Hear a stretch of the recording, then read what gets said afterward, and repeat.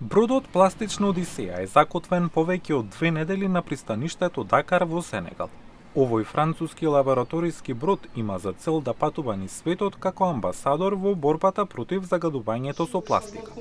Неколку сенегалски активисти за рециклирање и бизнисмени се собраа во конференциската сала на бродот за да разменат знаења и да најдат едноставни, ефтини и нискотехнолошки начини за справување со искористената пластика.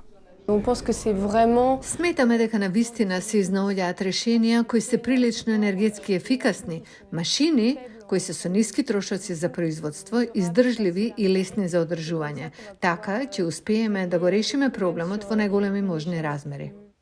Во работилницата за рециклирање учесниците учат за машини кои можат да го претворат пластичниот отпад во калдрма, па дури и мебел.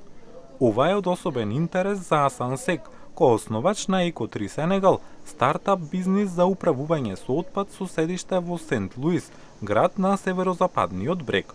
Овој предприемач би сакал да го трансформира отпадот во збирен материјал, но досега тоа не можел да го направи од финансиски причини.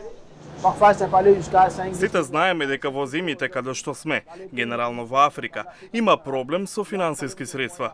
Значи да започнете бизнис кога сте млади и немате многу средства, понекогаш е проблем.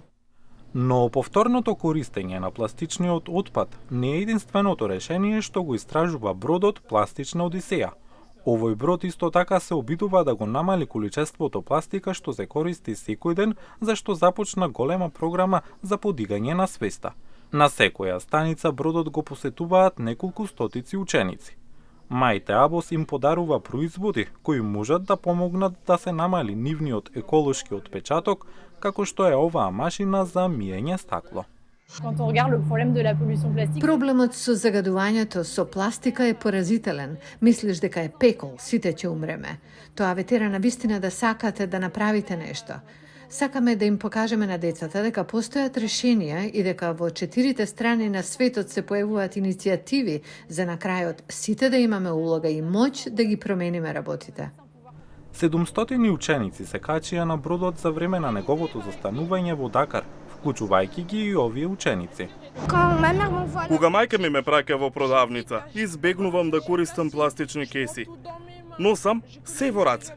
Веќе штедам многу пластика, па ќе се обидам да направам уште подобро.